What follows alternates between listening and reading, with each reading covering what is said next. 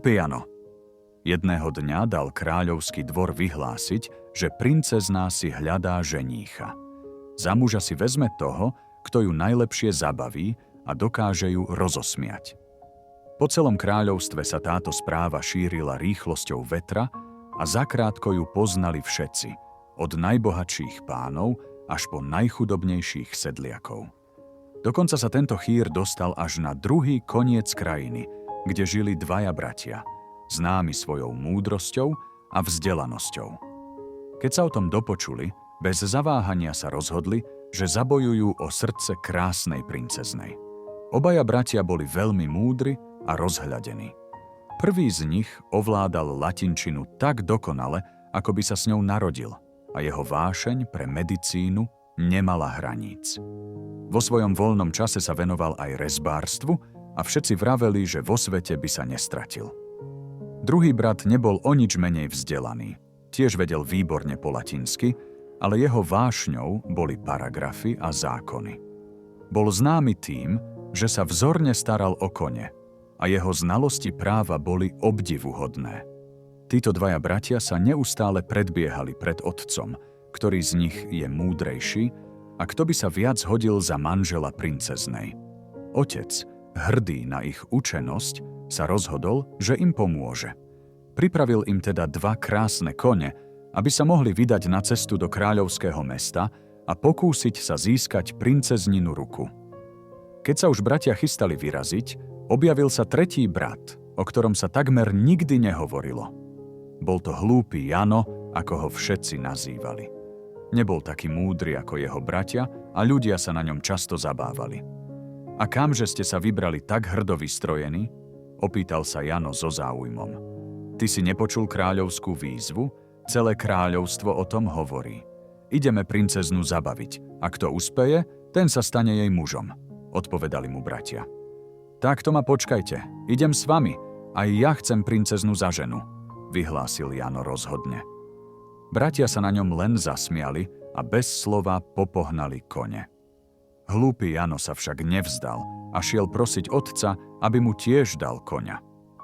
Kôň pre teba? To by bola hanba. Radšej zostaň doma a vyčisti chlievy, odvetil otec prísne. Lenže Jano sa nevzdal. Keď videl, že od otca sa pomoci nedočká, vynašiel sa, vysadol na starú kozu a vyrazil na cestu. Celou cestou si pospevoval a rozosieval radosť. Pritom sa neustále obzeral po veciach, ktoré by mohli princeznu potešiť.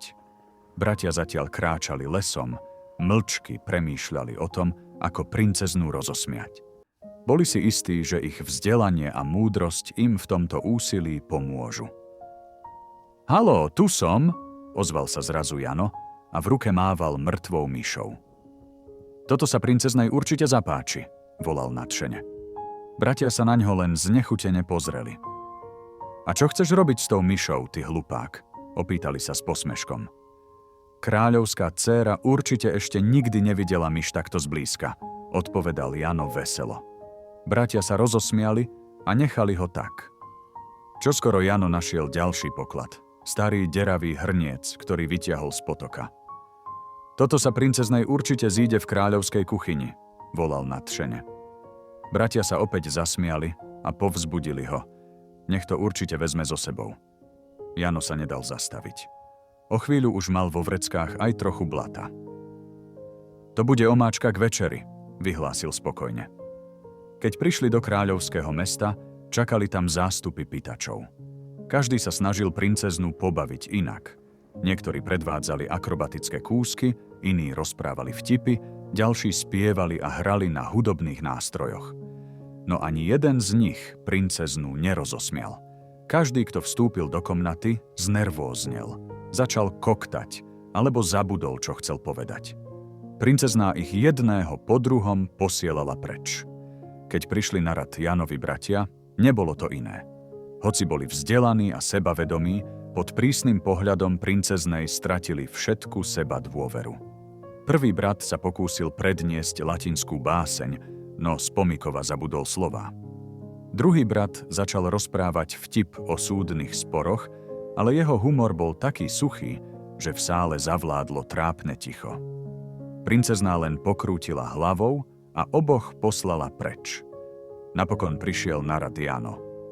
Prišiel do komnaty na svojej starej koze, ktorá sa veselo obzerala po kráľovskej komnate, ako by sa tam narodila. Hneď veselo vyhlásil: Máte tu riadne teplo a ešte k tomu taká krása všade naokolo. Veď sa vedľa pečú kohúty, to preto, odvetila princezná, hľadiac na neho pobavene. Tak to mi príde vhod, lebo mám so sebou myš a môžem si ju rovno upiecť, povedal Jano a vytiahol mŕtvu myš, ktorú celý čas nosil vo vrecku. Pritom sa rozosmial, ako by to bola najlepšia vec, aká sa mu mohla prihodiť. To môžeš, len neviem, v čom si ju upečieš, lebo nemám žiadne hrnce, usmiala sa princezná, ktorá sa už neubránila úsmevu. Ale ja mám, povedal Jano a vytiahol deravý hrniec. Držal ho víťazoslávne, ako by našiel poklad. To je výborné, ale ešte by to chcelo nejakú omáčku, skúšala ho princezná, zvedavá, čím ju ešte prekvapí. Mám aj omáčku, vyhlásil Jano a ukázal kapsu plnú blata. Je to tá najlepšia omáčka z celého kráľovstva. Včera som ju nazbieral po daždi, je čerstvá a vláčna, dodal a teatrálne si ju poobzeral. Princezná sa už nedokázala udržať. Najprv sa ticho zachychotala, no čoskoro sa jej smiech rozliehal po celom paláci.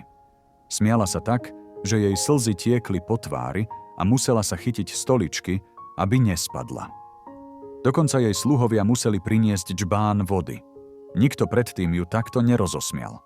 Pisári si rýchlo zapisovali každé Janové slovo, lebo všetko malo byť podrobne zapísané, aby sa o tom aj obyčajný ľud dozvedel. Ty si ale čudák, zvolala medzi záchvatmi smiechu princezná a dodala, a takých ja mám rada. Jano sa s úprimným úsmevom poklonil a povedal, ak máš rada čudákov, potom sa k sebe dokonale hodíme.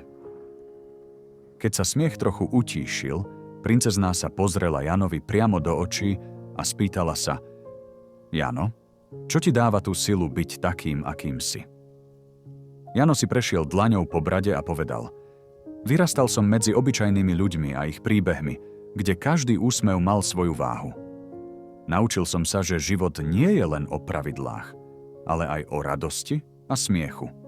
Preto žijem srdcom a verím, že aj tie najobyčajnejšie dni môžu byť plné kúziel.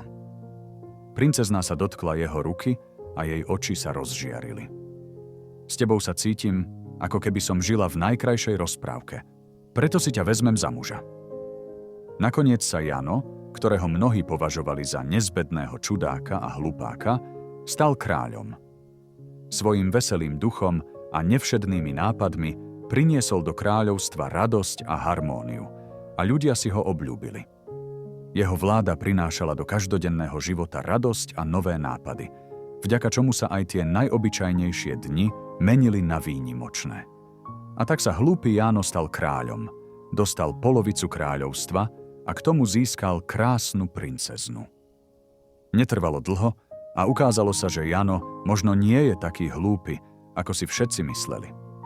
So svojím veselým duchom a nevšednými nápadmi priniesol do kráľovstva radosť a smiech.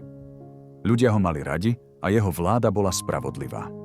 A čo sa stalo s jeho bratmi? Tí sa s dlhými nosmi vrátili domov, kde sa celé dni hádali o to, ktorý z nich bol väčší hlupák. Zatiaľ, čo Jano žil šťastne až do smrti, v jeho kráľovstve zneli piesne a smiech nikdy neutíchal. Pretože tu už každý vedel, že aj ten najneočakávanejší čudák môže byť hrdinom. A to je všetko, milé deti. Nedaleko na kopčeku koza stála, na chvostíku zvonec mala a keď zazvonil zvonec rozprávke, bol koniec. Dobrú nôcku, detičky.